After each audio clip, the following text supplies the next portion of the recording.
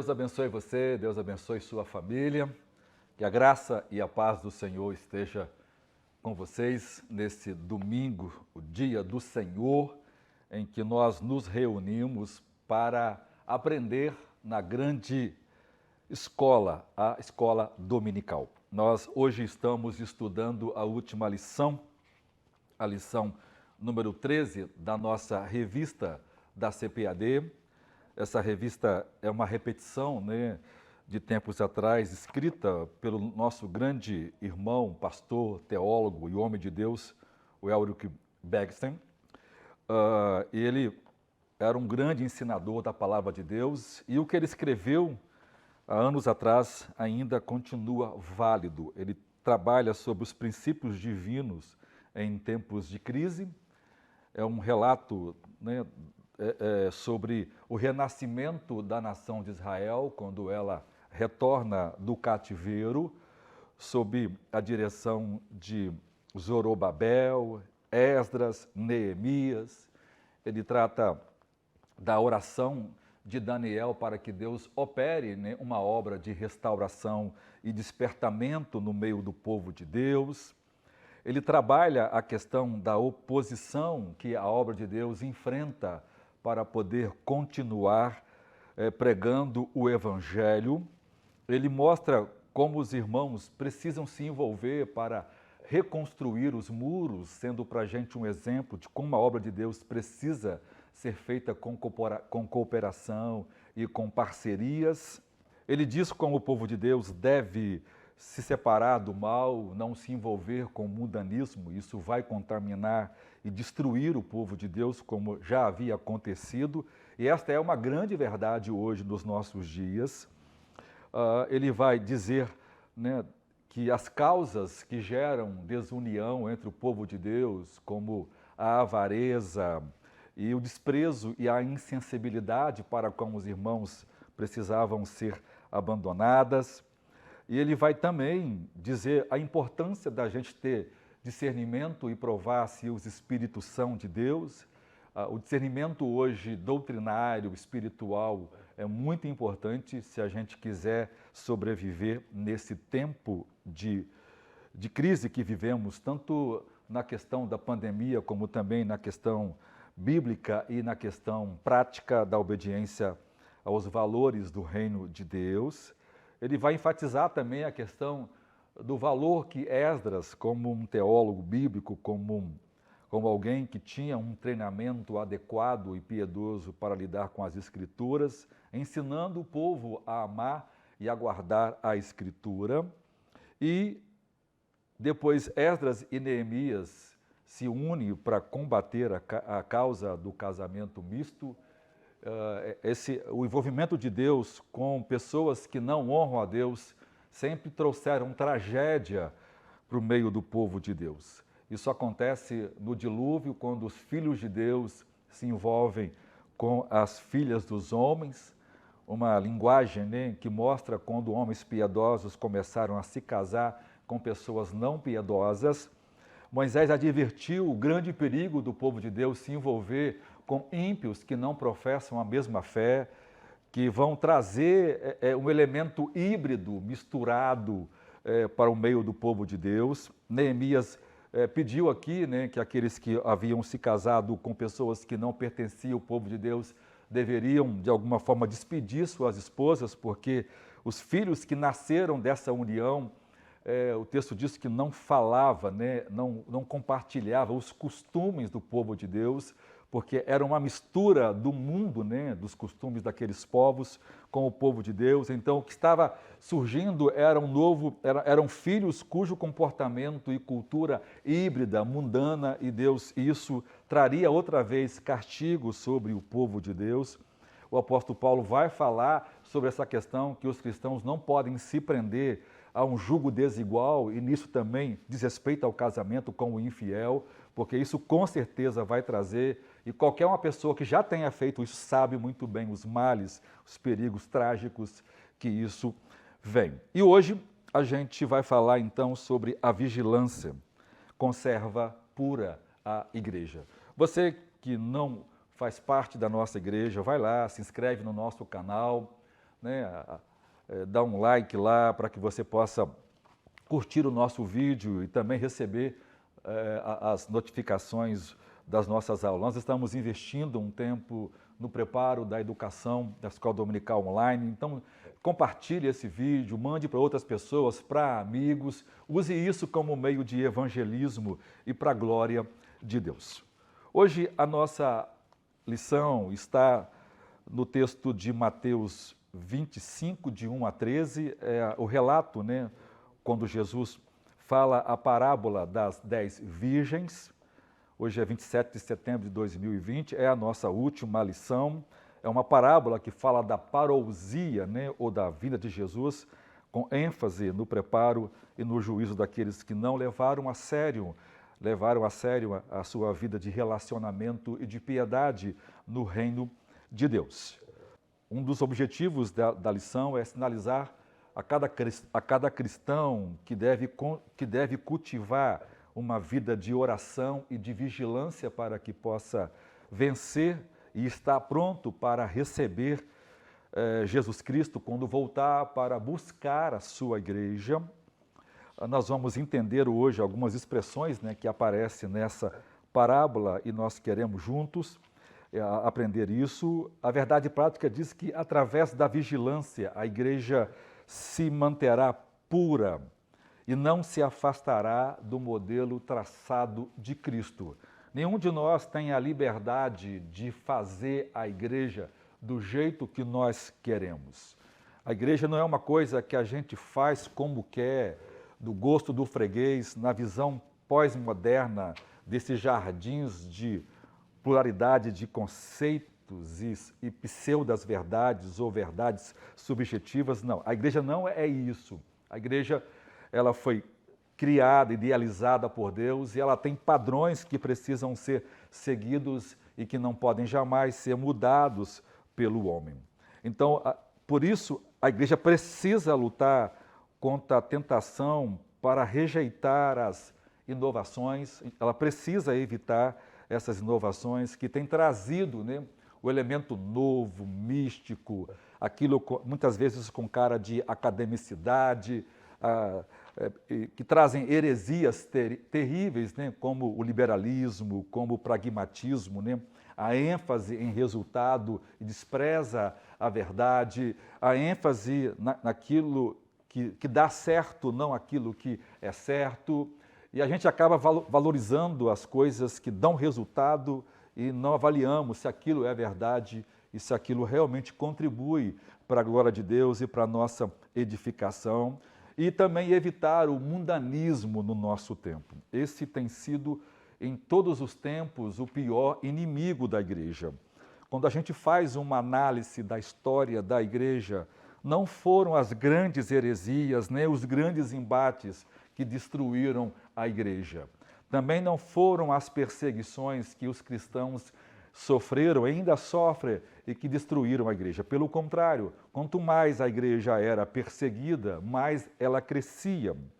Mas aquilo que levou a igreja realmente a perder o seu lugar, o seu candelabro, né, o seu lugar como igreja verdadeira, foi quando ela se entregou ao mundanismo.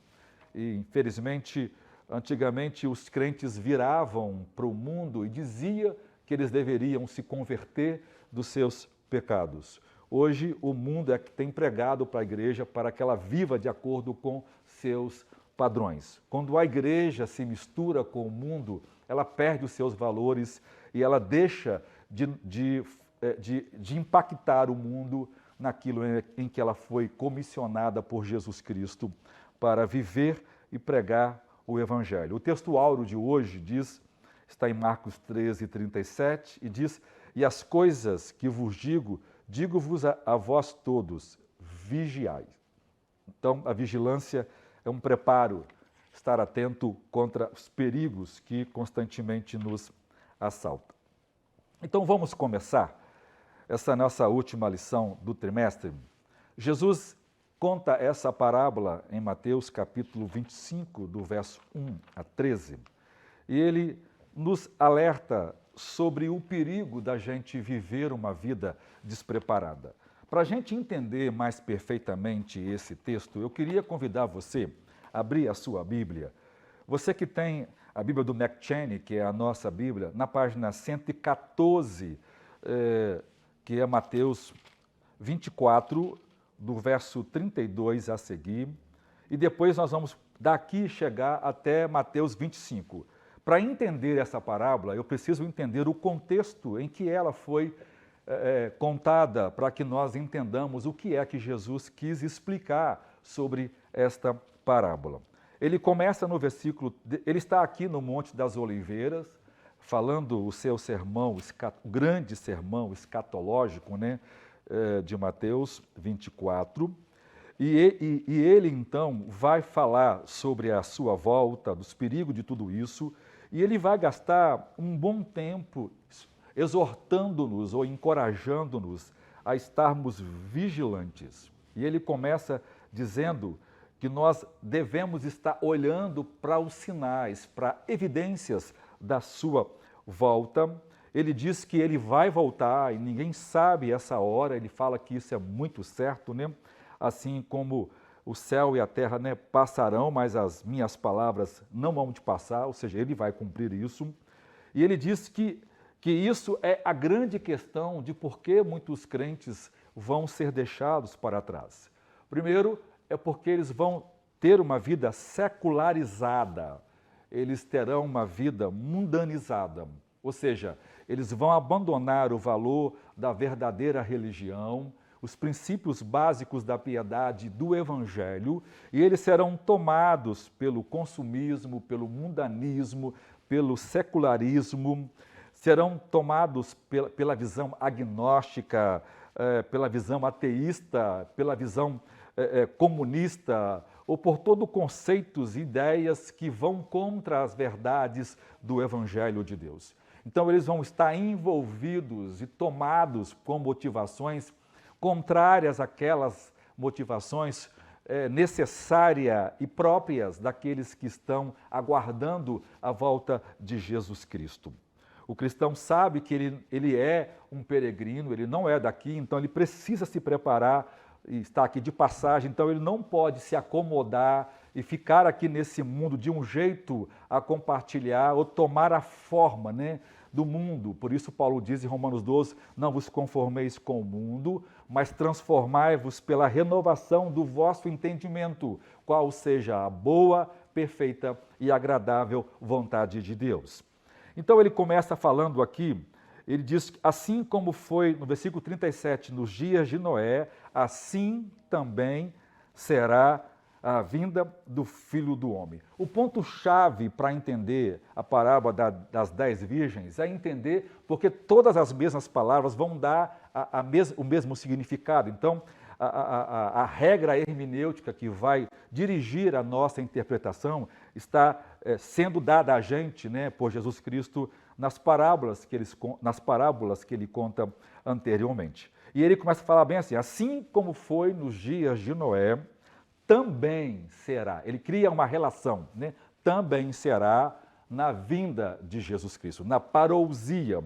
E ele vai dizer exatamente como é. As pessoas, elas comiam, elas bebiam, elas casavam, elas davam-se em casamento até o dia em que Noé entrou na arca. Em uma primeira leitura, parece-nos que essas pessoas não estão fazendo nada absolutamente pecaminoso, porque comer, beber, casar e dar em casamento não é necessariamente algo pecaminoso. A grande ênfase de Jesus aqui é que essas pessoas estavam voltando toda a sua existência para isso. Então, o comer, o beber, o casar e dar em casamento, que representa as alegrias, né, dessa vida aqui, se tornou o alvo, se tornou o objetivo dessas pessoas. Então, o mundo antes do dilúvio se tornou um mundo secularizado, um mundo voltado para todas aquelas alegrias e prazeres terrestres, e esses homens não tinham mais uma vida de relacionamentos pessoais com Deus e com a sua vontade. E então ele vai dizer isso porque essas pessoas estão dizendo, vivendo coisas, né? Mas essas coisas que estão fazendo não estão fazendo com a motivação correta. Então ele diz que há duas pessoas no campo, um é levado e o outro é deixado, porque embora há duas pessoas no campo, mas uma delas estava lá comendo, bebendo ou trabalhando, mas o coração dela não estava preso àquilo. O plantar, o colher, não era o resultado final da sua vida. As pessoas não viviam em função disto. Elas viviam uma vida que glorificava a Deus em todas as coisas. A mesma coisa aqueles que estão no moinho, ou seja, os dois meios de subsistência mais importantes daquele tempo, que era a agricultura e depois o trabalho de manufatura daqueles grãos, né, em tornar em farinha, em grãos e a granel para que pudesse ser vendido e chegado até a casa das pessoas. As pessoas estavam fazendo aquilo, mas de forma displicente. Aquilo tornou um alvo final, né? As pessoas viviam em função daquilo e não mais valorizavam o dia do Senhor. E ele disse assim, ele diz várias vezes, né? Vigiai, pois, porque não sabeis a que hora há de vir o vosso Senhor. E ele conta uma outra parábola, mas considerai isso. Se o pai de família soubesse em que hora viria, em que vigília da noite, ou que momento da noite o ladrão iria aparecer, ele ia vigiar, para que ele não pudesse roubar a sua casa, né? O ladrão não manda uma carta avisando a hora que ele vai roubar. Então ele conta uma outra parábola. Por isso, estai vós preparados, porque também o Filho do Homem há de vir em uma hora que não sabeis, ou que não penseis. Ou seja, é um momento em que a gente não imagina acontecerá a parousia. Aí ele diz, quem, pois, é o servo? E aqui ele faz duas coisas, ele compara duas coisas, né? Duas pessoas, o servo fiel e prudente. Na parábola das 10 virgens, são as virgens loucas e as insensatas. E aqui ele faz a mesma aplicação. Ele diz que o seu Senhor constituiu esses servos para cuidar da sua casa. Ele diz que bem-aventurado é aquele servo que o seu Senhor, quando vier, achar fazendo assim.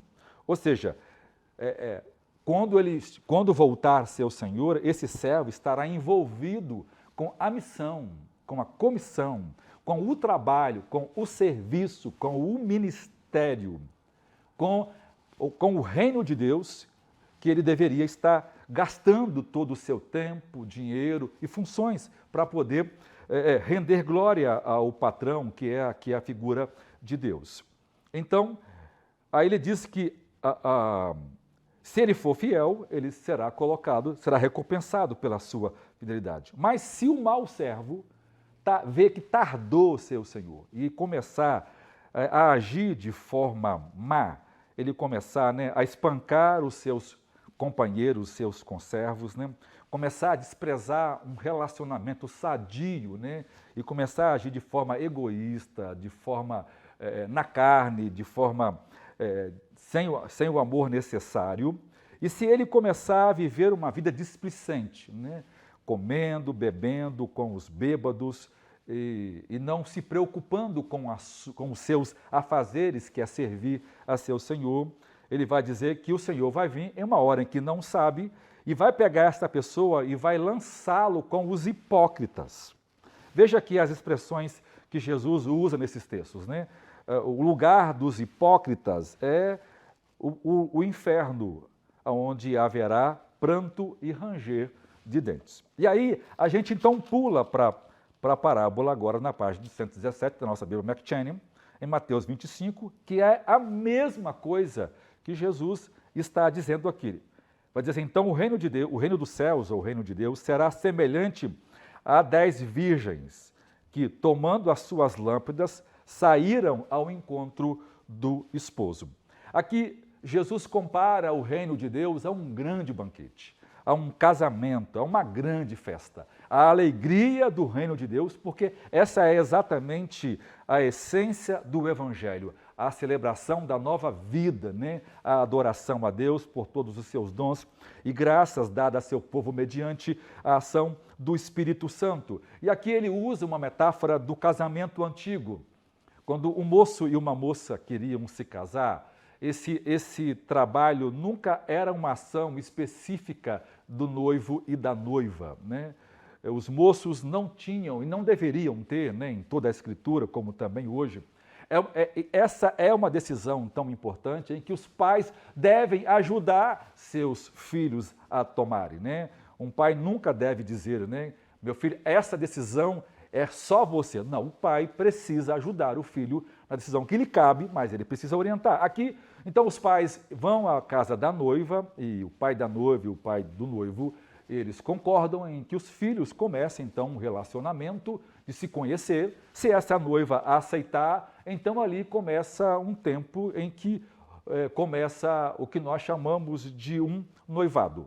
Eles marcam um encontro em que os noivos se encontram, então nesse encontro o noivo vai levar um dote para a noiva, então há uma festa ali na casa da noiva, de alegria, com parentes naquele noivado, então eles estão comprometidos para o casamento.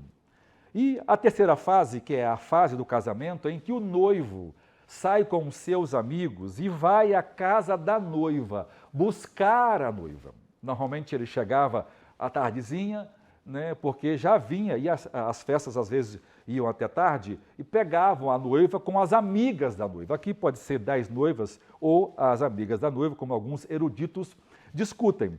E aí a noiva estava preparada, arrumada para aquele encontro. Na verdade, a moça hebreia, desde quando ela se entendia por gente, ela era preparada para esse momento. Então ela passava a vida toda se preparando com tudo para aquele momento tão sonhado em que ela iria se casar e seria mãe de filhos e poderia então exercer o ministério de até então ser a mãe do Messias, e este era o grande sonho das mulheres nos tempos antigos ou nos tempos do Antigo Testamento. E aqui então acontece um momento em que o noivo chega. E aí o próprio Jesus diz que 50% dessas moças, aqui a expressão moças aqui é muito interessante para mostrar a comunidade dos crentes, né? A igreja é uma noiva, a igreja é a noiva de Jesus Cristo e ela está se preparando para encontrar no seu grande banquete que é no céu, onde nós iremos literalmente participar de um banquete no céu. Uma das coisas que nós precisamos afirmar constantemente, irmãos, é que o céu não é um estado de espírito.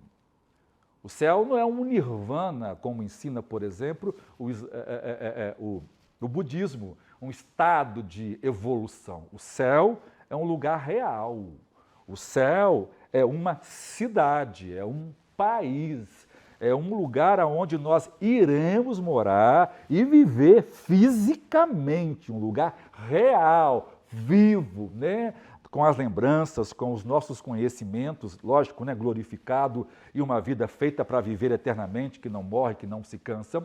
Mas nós não podemos esquecer que o céu é uma existência real, né? Nós precisamos ter o cuidado de não espiritualizar e alegorizar o céu como se o céu parece um estado. Eu vou estar no estado de êxtase. Não, o céu é um lugar real, que nós viveremos uma vida adaptada por Deus, né, maravilhosa, extraordinária. Nós estamos nos preparando, por isso o preparo é necessário para que nós possamos morar, porque lá é onde nós realmente vamos viver nossa eternidade. E não pense em uma eternidade, aquela coisa monótona, pensa numa eternidade real, muito mais qualificativa do que a nossa, né, e muito mais intensa do que a que nós vivemos aqui hoje.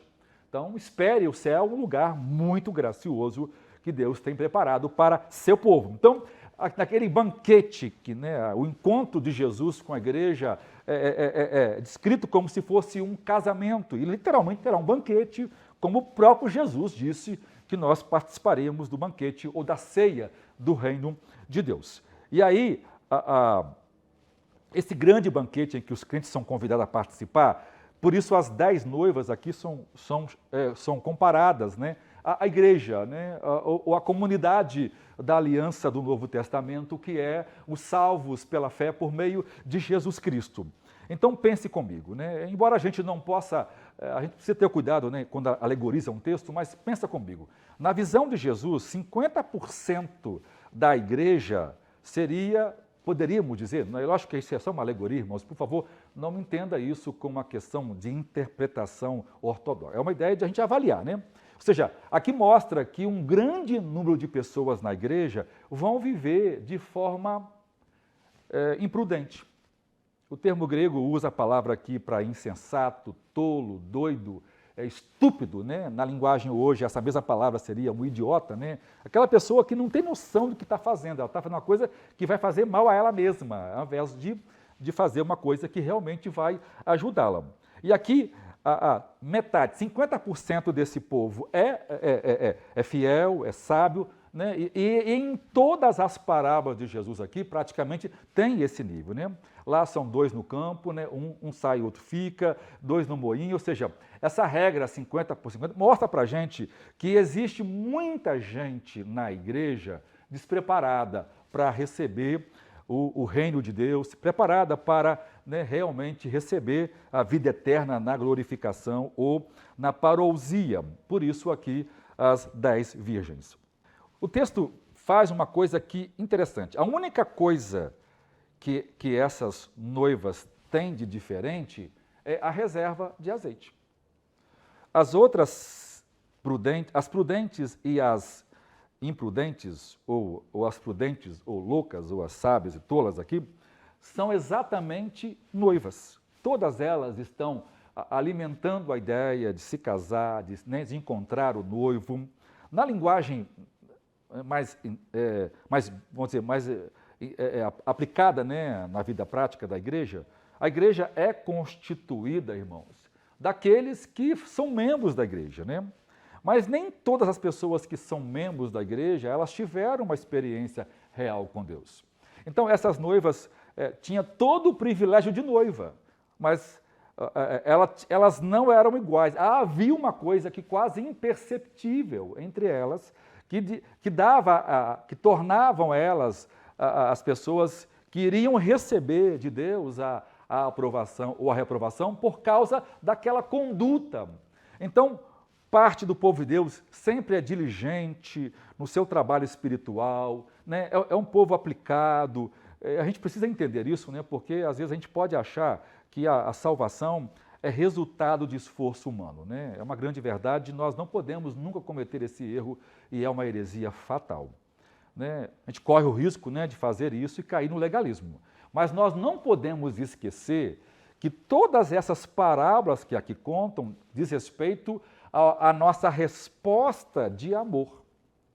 Porque quando nós somos salvos por Jesus Cristo, o que nos motiva a servi-lo é o amor e a gratidão.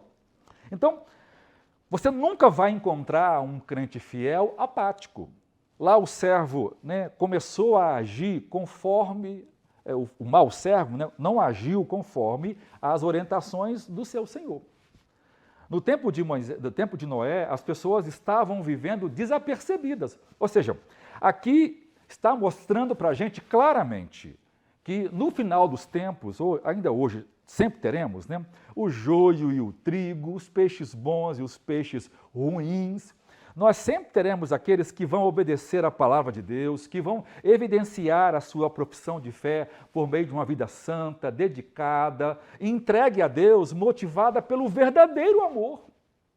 Então, aqui são virgens, todas elas têm lâmpadas, né? E a gente pode, a aplicação parece impulsionar a gente, mas tem que ter cuidado com essa aplicação. O azeite é sempre símbolo do Espírito Santo, ou seja, todas essas pessoas estão tendo uma experiência, de alguma forma, como Espírito Santo. Elas estão experimentando, talvez, a boa palavra do mundo vindouro, né, os dons do Espírito Santo. São pessoas que estão evidenciando coisas que parecem ser noivas. Até então, nem mesmo, talvez, as noivas estavam, né, se apercebendo disso, só quando acordaram é que vão fazer a distinção, quando uma vai se pronunciar e a outra vai ter que dar uma resposta à altura feita por aquelas noivas. Então, pensam comigo. A vida de preparo, a vida de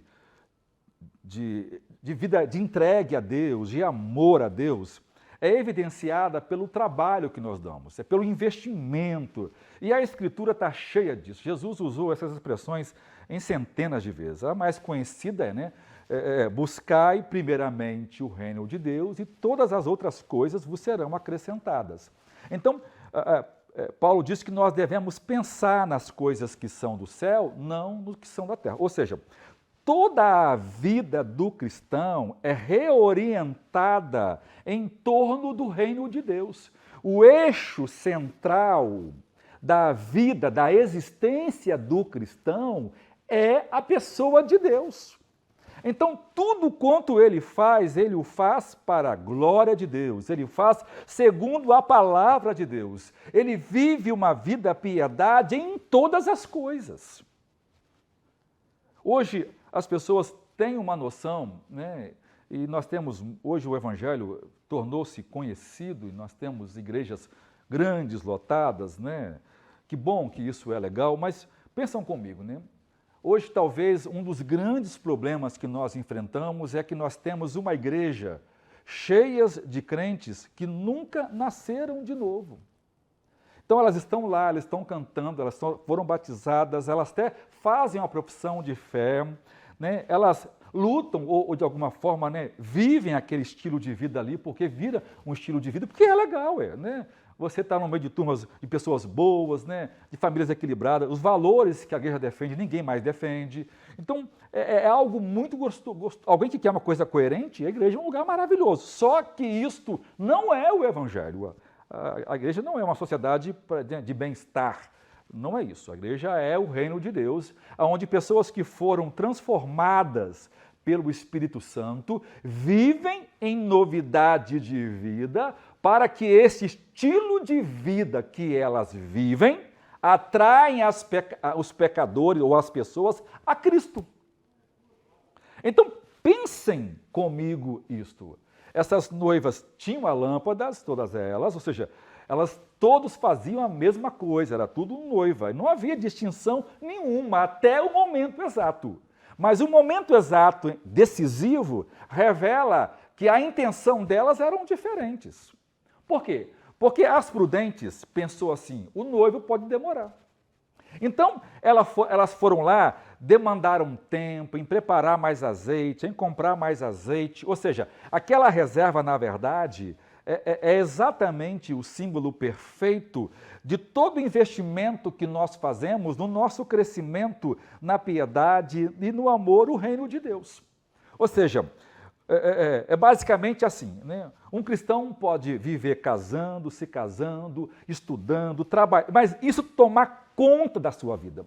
De tal forma que durante o dia ele não tem um tempo para orar, para ler as Escrituras, para ensinar, se é casado, o marido, ensinar a Bíblia para sua esposa e seus filhos, de tirar um tempo de oração para a comunhão com Deus. Ou seja, o dia dele é tão ocupado que ele não evidencia nenhuma obra de piedade, embora tudo o que ele faz no seu trabalho demonstra a piedade, deve demonstrar, mas isso só vai ser demonstrado se ele gasta um tempo de oração, de quebrantamento, de oração, de arrependimento todos os dias. Se todos os dias ele não orar, não meditar na palavra de Deus, não tirar um tempo para olhar e ver o que eu errei hoje, e confessar todos os dias seus pecados e receber o perdão de Deus por meio do sangue de Jesus Cristo, se ele não fizer isso, ele vai se envolver no secularismo. O que é o secularismo? É viver uma vida como se Deus não existisse. É viver uma vida em que tudo quanto eu faço é centrado em mim. Tudo que é secular, vamos dizer assim, Embora essa divisão de secular do santo e profano, ela é difícil, ela não deveria ser feita, porque tudo que a gente faz deveria exalar. Seu trabalho deveria ter isso como culto, como um trabalho a Deus, isso é grande verdade, mas não é isso que agora eu estou enfatizando. Aqui o texto está mostrando para nós que as loucas não se preocuparam em reservar azeite. A demora aqui é exatamente essa nostalgia que o mundo tem porque parece que tudo aquilo que a gente crê não vai acontecer. Pedro falou sobre isso, né? Mas já se passou 1000 anos. Hoje nós estamos aqui, tantos anos já se passou, e ainda o Senhor não voltou. E aí, ou seja, isso parece pregação de crente, isso parece ser é só mais uma palavra, ou seja, como demora a acontecer, como se prega veementemente, confrontando o pecado, mostrando o perigo do juízo de Deus de viver de forma desapercebida, a demora de Jesus em esperar que outras pessoas se arrependam para que o número de eleitos salvos se completem, podem fazer com que muitos crentes vivam de forma insensível, dormindo um sono espiritual, esfriando. Então, as outras não tiveram o trabalho de levar uma outra vasilha, né? É incômodo levar uma outra bolsa com outra vasilha, e aquilo normalmente era de barro, né? Então, na mão era mais fácil levar uma do que ter que uma outra do lado. Então, ou seja, umas investiram tempo, dinheiro para comprar mais azeite, para poder demandar o preparo, para não. Pensa bem, né? Quando as sábias, as prudentes, investem esse tempo, ela demonstra o amor. E quando elas estão se preparando, elas demonstram o quanto elas estão interessadas no noivo. Elas estão se preparando, elas estão cada vez mais, eu quero estar do jeito que deve estar, eu não posso trazer nenhuma decepção para o meu futuro marido, né? Então, estou me preparando para isso. Então, ela faz isso motivado pelo amor, ela deseja o noivo, então ela guarda. Então, isso não é esforço. Enquanto as outras foram preguiçosas. Elas não investiram tempo para comprar, elas quiseram fazer isso quando não mais tinha como fazer. Elas não trabalharam enquanto é dia, elas não... Então, as outras, né, as prudentes economizaram dinheiro para comprar azeite, né, deixaram de gastar aquele dinheiro com outra coisa, gastaram tempo, se elas que fizeram o azeite para moê-lo e transformar, ou seja, e levar aquele excedente de azeite para poder usá-lo quando a da lamparina houvesse acabado, ou da tocha, né, houvesse acabado, realmente era dispendioso. As outras não quiseram esse incômodo. Por quê? Porque elas estavam fiadas em sua presunção. Ou seja, a motivação das sábias era amar a Deus. Era evidenciar esse amor pelo cuidado, pelo preparo. É por isso que as pessoas, Paulo disse, né, que as pessoas podem viver pensando na terra. Então, se as pessoas não amam o céu, elas não vão querer ir para o céu. Se o céu não é o desejo, se o foco dela não é isso, o céu para ela é sem sentido. Então as pessoas vão começar a viver uma vida totalmente aleatória. Então o evangelho é uma coisa para se viver final de semana, no culto de domingo, em algum lugar, ou em casa. Ele vai tornando o evangelho uma questão muito, muito particular, muito intimista, né? Muito reservada, e é o oposto, né? Porque o evangelho é luz, ele espraia, ele espalha, né? Ele se divulga, né? Ele se expressa, ele sai para o mundo para brilhar. E Jesus diz que não se esconde uma luz debaixo de uma cama, não se esconde uma cidade edificada sobre um monte. Então, essas loucas não se prepararam, elas não se envolveram com o reino de Deus. Isso está muito bem explicado para a gente, por exemplo, na primeira carta de Paulo a Coríntios, capítulo 13. Paulo vai dizer para a gente aqui, se os irmãos quiserem acompanhar na página 246 do nosso devocional do Nick Channing, ele diz, olha, ainda é possível alguém falar em línguas estranhas. Alguém que tem o dom de falar em línguas e falar em variedades de línguas. E dizer, e mesmo com toda essa evidência de aparente espiritualidade, essa pessoa não tem a reserva, não tem o amor, não tem a motivação correta. Ela está experimentando o azeite, ela é noiva, ela tem lamparina, ela tem o dom do Espírito que é falar em línguas, mas ela não tem o azeite necessário. E ele continua, ainda que eu tivesse o dom de profecia e conhecesse todos os mistérios e todo o conhecimento. Pensa em um indivíduo que, né, vamos dizer aqui, um PhD em Deus, em conhecimento das coisas espirituais. E ainda que tivesse toda a fé, imagina, alguém que tem fé de operar os maiores milagres, ao ponto de transportar montes de um lugar para o outro. Isso aqui é algo espetacular. Mesmo com todo esse sobrenatural, essa pessoa aqui é uma estúpida, ela é uma louca, ela é uma imprudente, ela é uma insensata. Por quê? Porque lhe falta o essencial.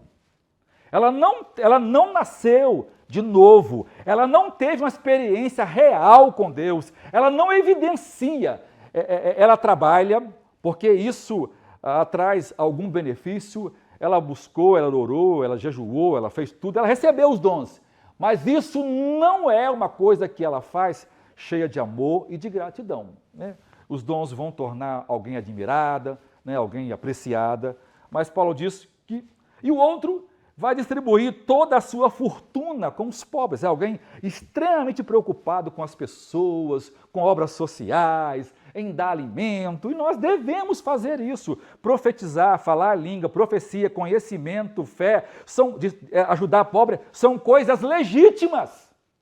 Como comer, beber, casar e dar em casamento, são coisas legítimas.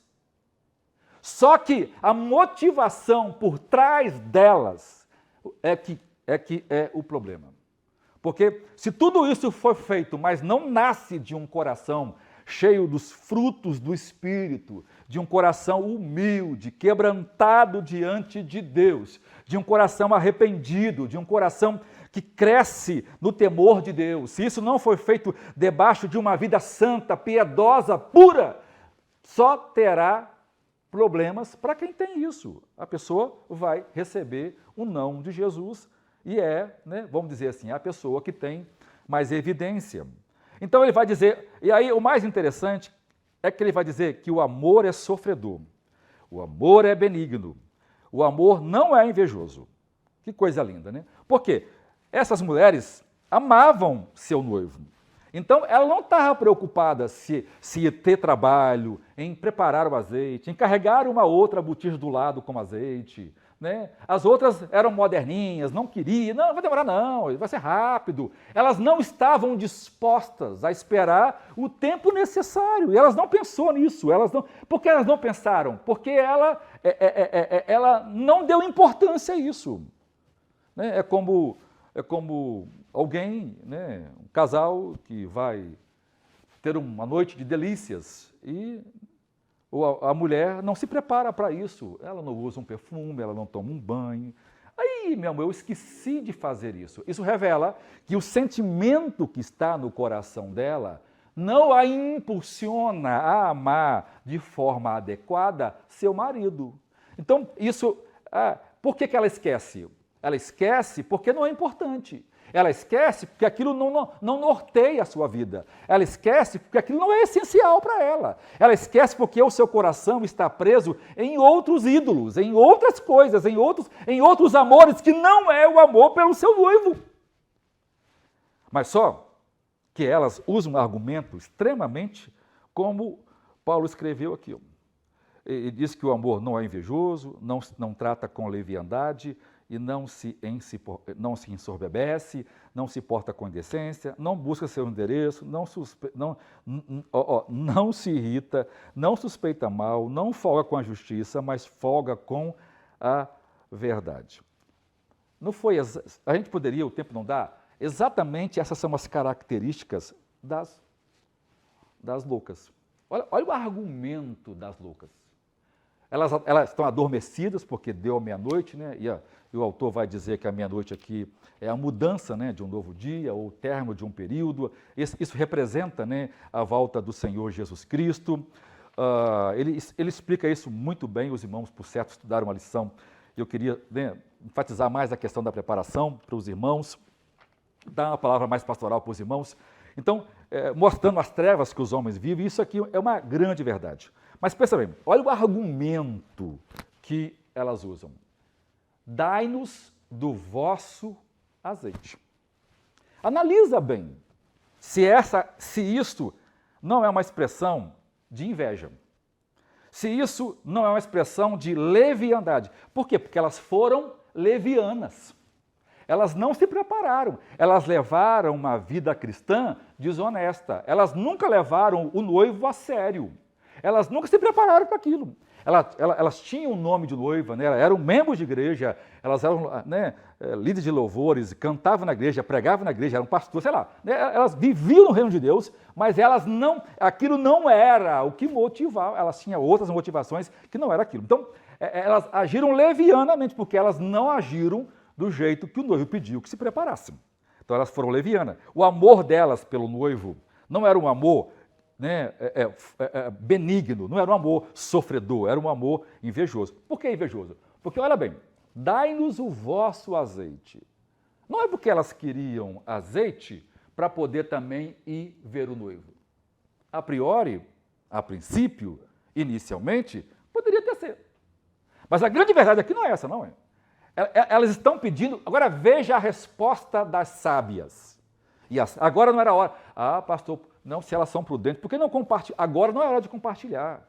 Essas coisas não se compartilham, né? Essas são experiências que cada um de nós precisamos ter com Deus. Né? Cada um de nós precisamos ler a Bíblia, orar, jejuar, crescer em amor, aprender de Deus. Eu já tenho dito muito isso, né? Você vê, né? Comparando, né, a nossa EBD. Uma pessoa que não tem o cuidado durante a semana, ler a revista, né? Tentar entender a lição, para que no domingo meu coração esteja disposto para aprender mais da Escritura, prova que alguma coisa está errada comigo.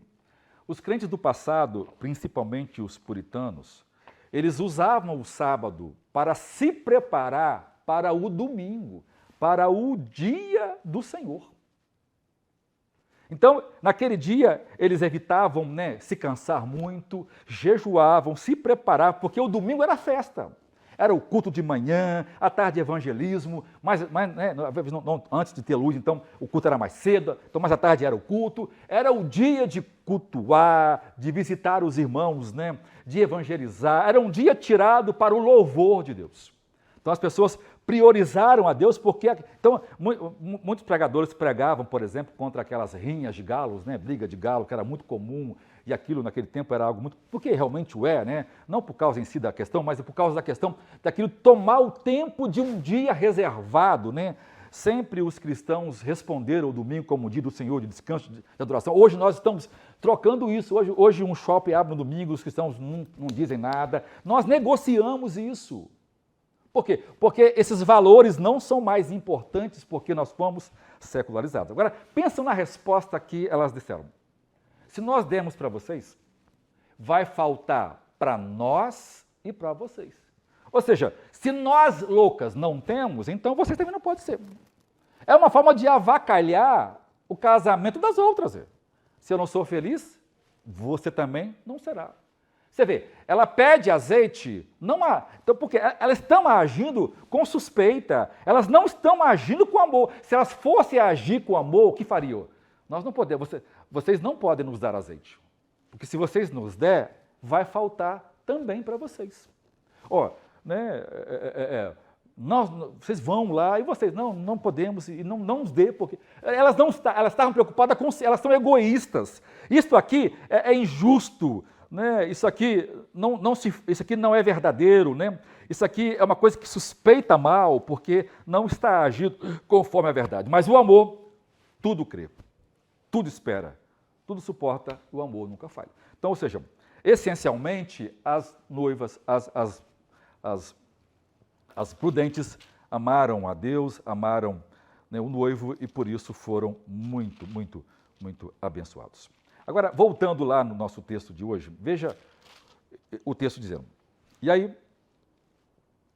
ela diz, ó, vai buscar azeite, e de comprar, porque se eu der a vocês, né, também vão faltar a nós. Mostrando, né, a individualidade de cada um, de crescer no conhecimento. Mas veja só, quando o noivo chega, que as 5 vão para lá, e quando elas voltam, percebem, né, que quando o noivo fecha a porta, ou seja, elas já perderam a oportunidade, então, porque as pessoas vão ficar muito assustadas, né, quando vê Jesus voltar, elas vão querer arrumar suas vidas de última hora, né, vão querer fazer o que nunca fez, e não viver uma vida pautada no amor, da entrega, do trabalho cristão, né, da gratidão por ser salvo, né, e poder cumprir a graça de servir a Deus e pregar o Evangelho e ajudar, né, a igreja local e os irmãos com a misericórdia de Deus.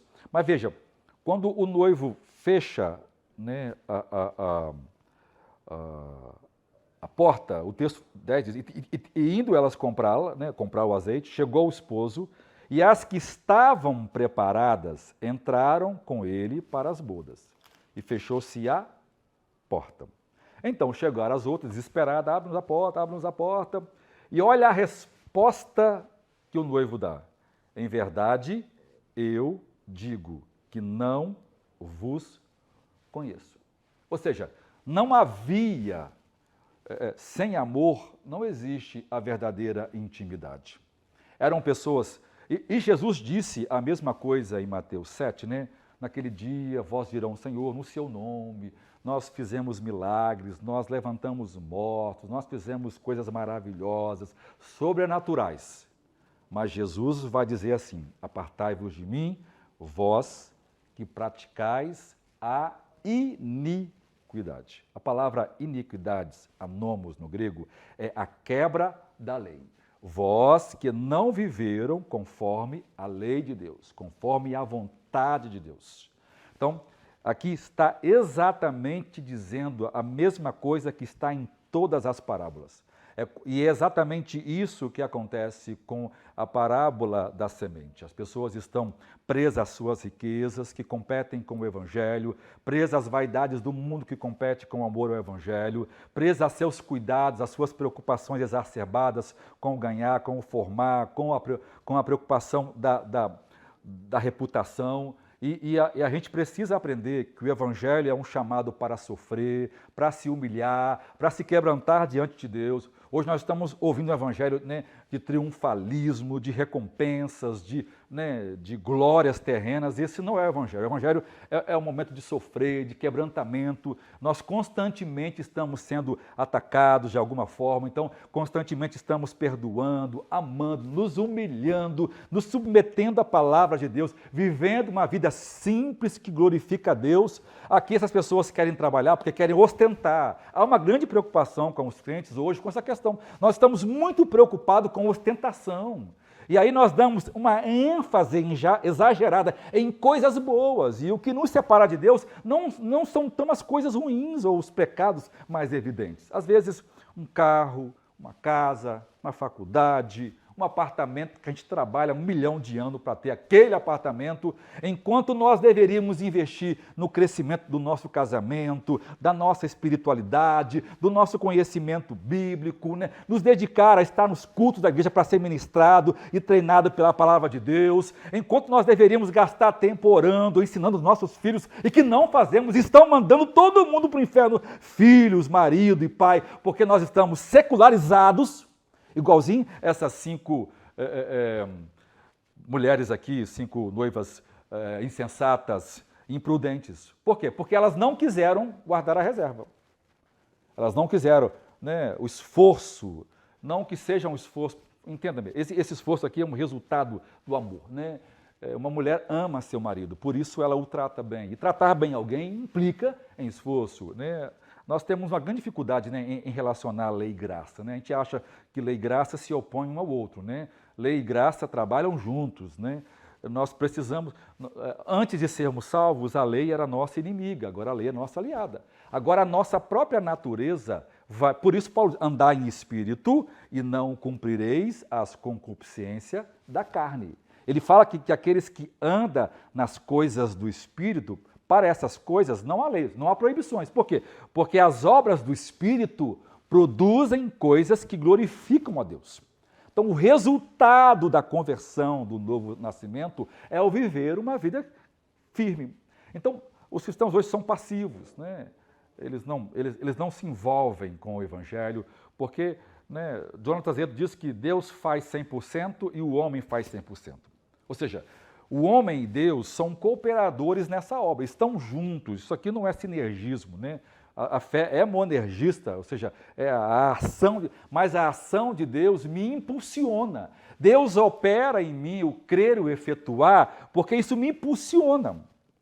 Então, não é a minha obra, mas não faço nada. Então, nós não fomos salvos pelas boas obras, mas somos salvos para as boas obras. Então, você vê um indivíduo defendendo uma teologia ortodoxa, né? Uma teologia maravilhosa, escrevendo livros poderosos, né? Influenciando pessoas com conceitos graciosos e com Paulo cheio de todo o conhecimento, mas quando você vê aquela pessoa, ela tem uma conduta mundana. Nós estamos esquecendo o básico. Sede santo porque eu sou santo. E o santo é separado. O povo de Deus é um povo diferente do mundo, irmãos. E diferente, eu falo, em tudo. Em tudo. Porque se a essência é diferente, então o resto é diferente. As pessoas querem o seguinte, elas querem se parecer com o mundo, se vestir como o mundo, namorar como o mundo, desejar as coisas como o mundo, falar como o mundo, ser como o mundo. Mas querem ir para o céu. Querem ter uma fé que deixa isso evidenciar. Então elas se sentem livres, libertas, para um novo cristianismo, livre de legalismo, livre de pessimismo, livre de ideias retrógradas, quadradas. Não. Elas estão enganadas. Porque o reino de Deus é uma entrega total. E se eu sou salvo, o amor a Deus implica em odiar o mundo. Tiago disse, né, que aqueles que são amigos do mundo são adúlteros, né? Adúlteros, aqueles que vivem, adúlteras naqueles que têm uma relação com o mundo. E João vai dizer que aquele que ama o mundo, o amor do Pai não está nele. Deus e o mundo são inimigos. E quando o crente ama a Deus, ele odeia o mundo. Então o estilo, o pensamento, o conceito, a vida é impulsionada. Por isso Paulo diz, né, que nós devemos transformar ou renovar a nossa mente, não nos conformando, não tomando a forma do mundo, não sendo igual, não pensando como o mundo. Os valores cristãos são diferentes. Nós temos uma geração que estamos perdendo exatamente por isso.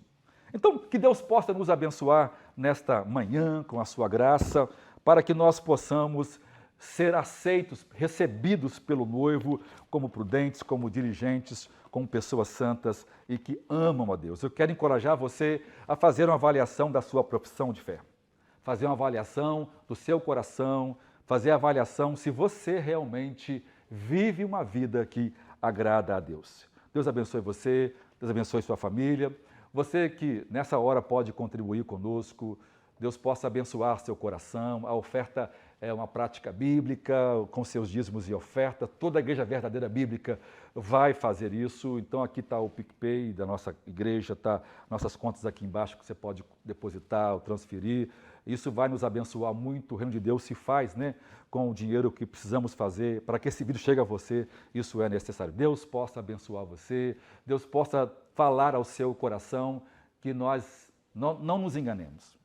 Aqueles amigos que nós tanto amamos pode não ser uma virgem prudente. Então não vamos estar perto das pessoas porque a amizade elegeu. Vamos amar as pessoas porque elas amam a Deus. Então vamos amar aqueles que amam a Deus. Vamos nos envolver com aqueles que amam a Deus, com aqueles que querem viver uma vida que agrada a Deus. Para que nós, naquele dia, eu não vos conheço, não tive relacionamento com vocês. Eu não vivi com vocês. Vocês viveram uma vida totalmente à parte de mim. Vocês não precisaram de mim para viver. Então, vocês não dependeram de mim para viver. Eu não vos conheço. Que Deus nos ajude com a sua misericórdia. Eu vou orar com você, Senhor. Muito obrigado. Muito obrigado por essa palavra, por essa lição. Abençoa cada irmão, cada visitante, cada pessoa que nos ouve nesta noite, que possa ser alcançada pela palavra de Deus, que possa ser ajudada, ensinada, orientada, que todos nós sejamos cheios do Espírito Santo, que tenhamos, Senhor, a reserva do azeite. Isso fará a diferença. A nossa piedade, as evidências de uma vida santa, entregue, totalmente motivada pelo amor e pela gratidão, pela grande obra de Jesus Cristo por nós. Eu oro por esse irmão que está doente, que seja curado em nome de Jesus Cristo, por essa pessoa que está triste, que seja reanimada, aquela que está cheia de medo, que possa se encorajar e confiar em Deus, e comprar mais azeite, confiar e acrescer a fé à palavra de Deus. Em nome de Jesus, que nós possamos crescer e amar a sua palavra e amar a EBD. Nós vamos aprender cada vez mais a amar aquilo que Deus ama. Deus abençoe você, Deus abençoe sua família, em nome de Jesus. Amém.